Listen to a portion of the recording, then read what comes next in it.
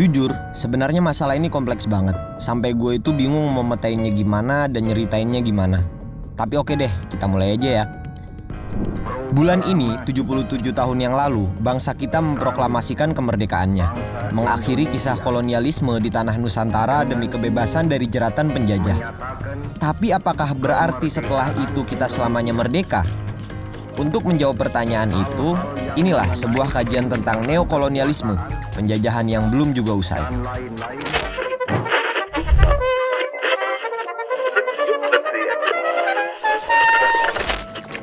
Secara gampang, kata neokolonialisme itu tersusun dari dua bagian. Neo yang artinya pembaharuan dan kolonialisme yang artinya penguasaan suatu negara ke negara lain. Dan kalau digabung, neokolonialisme itu artinya penjajahan mode baru yang sudah tambah canggih yang merupakan efek lanjutan dari dominasi kolonialisme Eropa. Istilah ini dipakai buat nyeritain walaupun kebanyakan negara jajahan sudah merdeka lebih dari setengah abad, tapi kolonialisme tetap mengakar, mengeksploitasi negara bekas jajahan, dan bahkan bertambah canggih sistemnya. Kolonialisme model baru ini memiliki cara main yang sama sekali berbeda dari pendahulunya.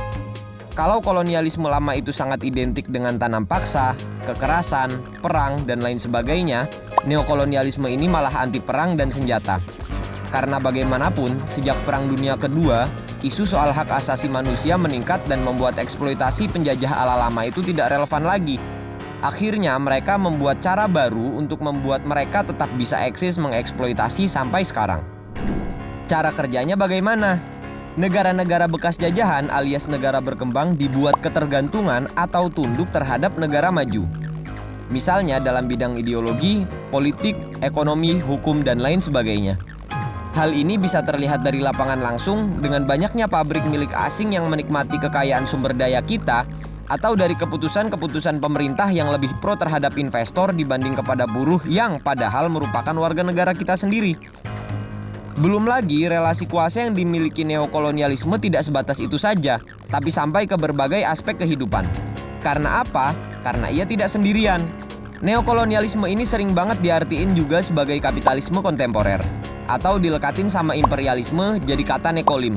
Bahasa yang sering banget disebut sama bapak proklamator bangsa kita, Insinyur Soekarno, yang sangat beliau tentang. Dan memang sebenarnya semua itu satu koridor dalam hal memeras ataupun mencari untung. Ditambah melalui globalisasi juga, keuntungan yang didapat bisa menjadi lebih besar. Dan peluang mendapat sasaran baru juga menjadi semakin luas. Semua ini menjadi sebuah kekuatan yang padu untuk menyedot apapun yang bisa dijadikan uang. Mungkin kalau dipikir-pikir sekilas, bergantungnya negara berkembang kepada investor itu bisa dianggap wajar kan? Karena keterbatasan uang yang dimiliki negara, transfer teknologi, atau apalah alasannya. Tapi itu dia jebakannya. Sekali bergantung sama investor, negara tadi akan dibuat tidak bisa mandiri dan terus bergantung sama investor asing. Dan akibatnya, sumber daya alam yang hasil uangnya harusnya bisa untuk membangun negara malah mengalir ke negara lain. Dan jangan lupakan soal limbah, serta dampak lingkungan sekitar pabrik yang terjadi akibat keberadaan pabrik tersebut. Tidak jarang pabrik membuang limbahnya secara sembarangan, apalagi pabrik-pabrik yang berada di pelosok negeri. Sudah habis sumber daya dikeruk, dikotori pula. Tadi baru bicara soal eksploitasi sumber daya alam ya, belum bicara soal buruh.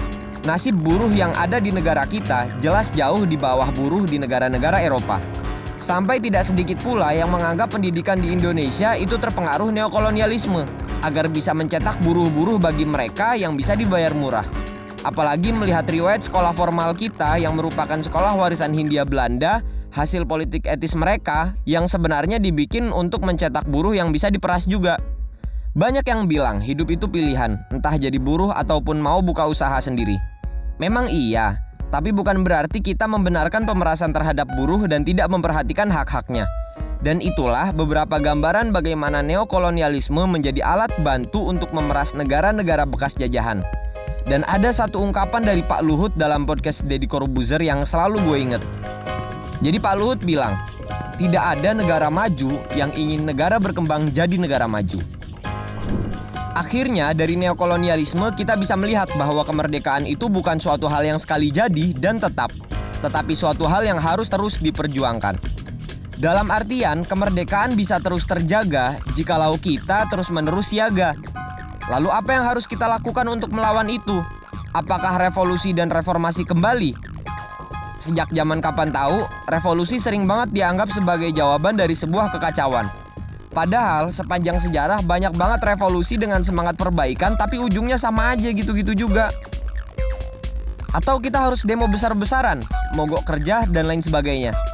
Saya rasa mau begitu pun juga percuma, karena mereka pasti bakal berubah menjadi lebih canggih lagi. Lalu apa yang bisa membuat kemerdekaan kita tetap terjaga dan terlepas dari neokolonialisme? Sebagai seorang pemuda dan pelajar, yang ada di pikiran gue ya cuma satu, yaitu lebih banyak belajar. Kedengaran basi sih emang, tapi ya itu jawabannya. Kalau mau lebih berkembang, kedepannya anak-anak muda Indonesia harus bisa vokal dan bisa menghadirkan beragam pemikiran baru yang segar dan bisa menjadi alternatif sekalian solusi dari permasalahan ini. Jelas kekerasan tidak bisa menyelesaikan permasalahan seperti ini, dan paling hanya akan berakhir menjadi krisis ekonomi, krisis politik, atau perang yang tidak berkesudahan. Kalau menginginkan sistem yang bisa menciptakan iklim yang tidak eksploitatif, nantinya kita harus bisa menghasilkan cara pandang baru soal metode produksi dan ekonomi. Dan itu hanya bisa dilahirkan dari pemuda yang terdidik dan sadar akan keadilan hak manusia. Walaupun kita tahu bahwa eksploitasi pasti akan tetap terjadi, tapi setidaknya dengan cara itu kita bisa meminimalisirnya. Bagaimana menurut teman-teman? Tulis di kolom komentar ya.